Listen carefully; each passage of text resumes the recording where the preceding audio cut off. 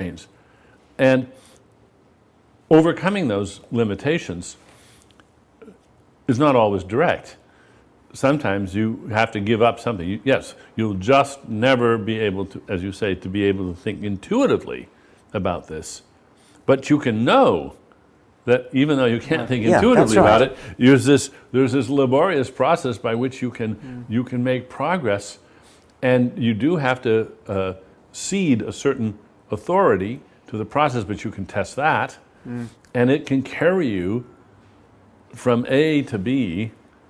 In the same way, if you're if you're a quadriplegic, an artificial device can carry you from A to B. Doesn't mean you can walk from A to B, but you can get from A to B. Yes. I mean, the bolder physicists will say, "Well, who cares about intuition? I mean, just look at the math." That's right.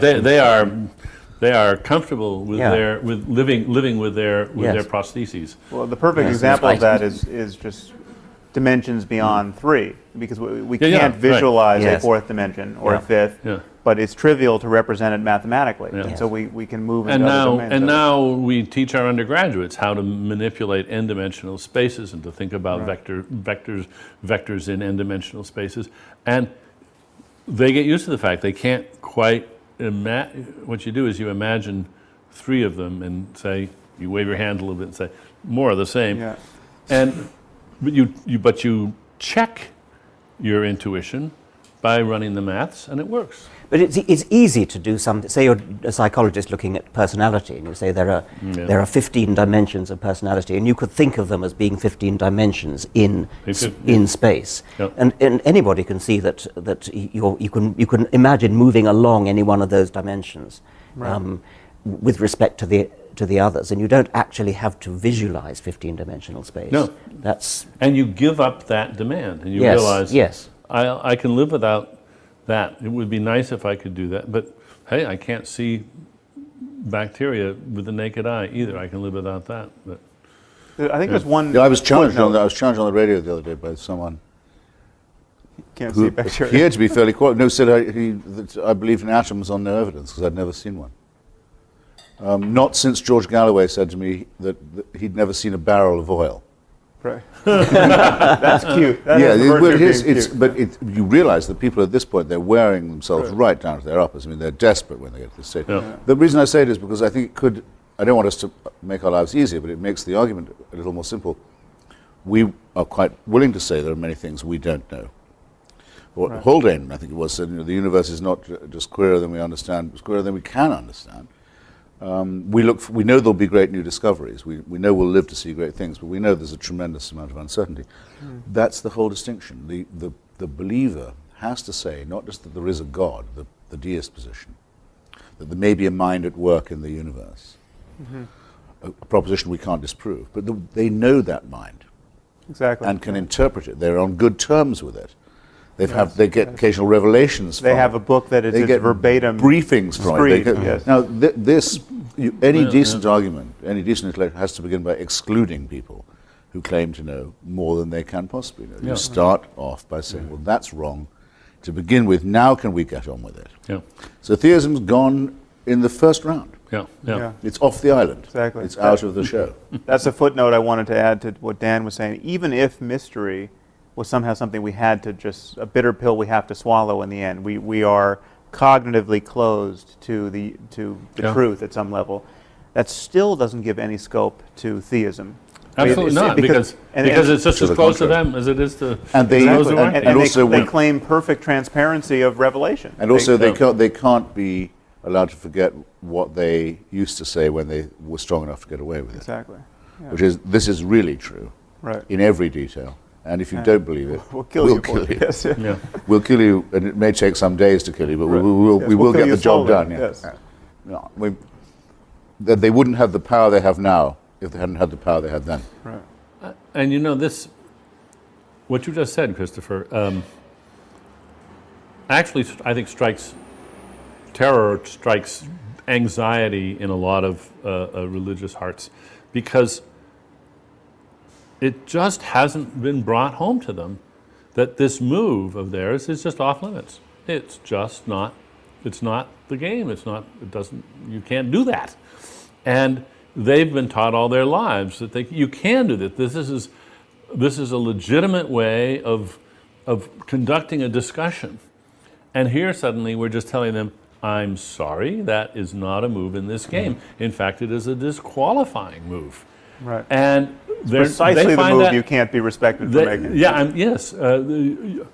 Just adumbrate the move for me a bit, if you would, or for us. Perhaps only for me. Say what you think that move is. Somebody plays the faith card. Yes. They say, look, I am a Christian, and we Christians, we just have to believe this, and that's it.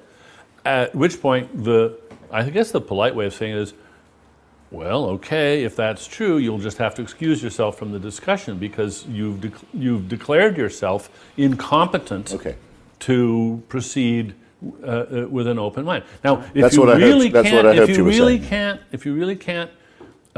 defend your view, then sorry, you can't put it forward. We're not going to let you play the faith card.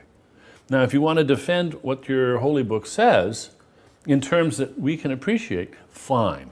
But because it says it in the holy book, that just doesn't cut any ice at all. And if you think it does, you're clearly, first of all, that's just arrogant. It is a bullying move, and we're just not going to accept it. And it's a move that they don't accept when done in the name of another faith. Exactly. But now, in which case, could I ask you something, all three of you who are wiser than I on this matter, what do we think of Victor Stenger's book that says that we can now scientifically disprove the existence of God?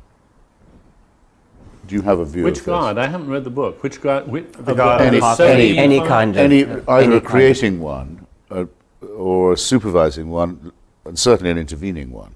I mean, I think that's fairly exhaustive. My view had always been that since we have to live with uncertainty, only those who are certain leave the room before the discussion can become adult. Victor Stenger seems to think now we've got to the stage where we can say with reasonable confidence it's disproved, not vindicated or better explanation proposed. But I just thought it'd be an interesting proposition because it matters a lot to me that our opinions are congruent with uncertainty. Right. Well, I think the weak link... And in other words, with doubt. Yeah, I was a big fan of his book and actually blurbed it, but I think the weakest link is this foundational claim on the texts, this idea that we know that the Bible is the perfect word of an omniscient deity, because that is an especially weak claim, and it really is the claim. It is really the gold in their epistemological gold standard. I mean, it all rests on that. That if the Bible is not a magic book, Christianity in this case evaporates. If the Quran is not a magic book, Islam evaporates. And when you look at the books and ask yourself, is there the slightest shred of evidence that this is the product of omniscience? Is there a single sentence in here that could not have been uttered by a person for whom a wheelbarrow would have been, emergent technology? You have to say no. I mean, there's not. If the Bible had an account of DNA and electricity and other things that would astonish us, then okay, our jaws drop suitably, and we have to have a sensible conversation about the source of this knowledge. Dinesh D'Souza makes this claim in his new book. He's going to be, by the way, one of the much more literate and well-read and educated of our antagonists. I'm going to be debating soon. He says that in Genesis, which people used to mock, they said, "Let there be light," and then only a few staves later you get the sun and the moon and the stars. Right. How could that be? Well, that's actually, according to the Big Bang, that would be right. Yeah, but that's the bang precedes the galaxies. Yeah. I mean, believe me, it's pathetic too. But right. Well, I try to demonstrate this cast of mind in, I think, a very long endnote in the End of Faith, where I say any text can be read. Well, with the eyes of faith, you can make magical impressions out of any text. So I literally walked into a bookstore, the cookbook aisle of a bookstore, randomly opened a cookbook, found a recipe for wok, I think it was seared shrimp with Ogo relish or something, and then came up with a mystical interpretation of the recipe. And you can do it. I mean, you can connect the dots with any crazy text and find wisdom in it. Michael Shermer did it with the Bible code. Right, I haven't seen that. The hidden messages in the Bible. Very, very good. You can write yesterday's headlines from it anytime you like. Yeah.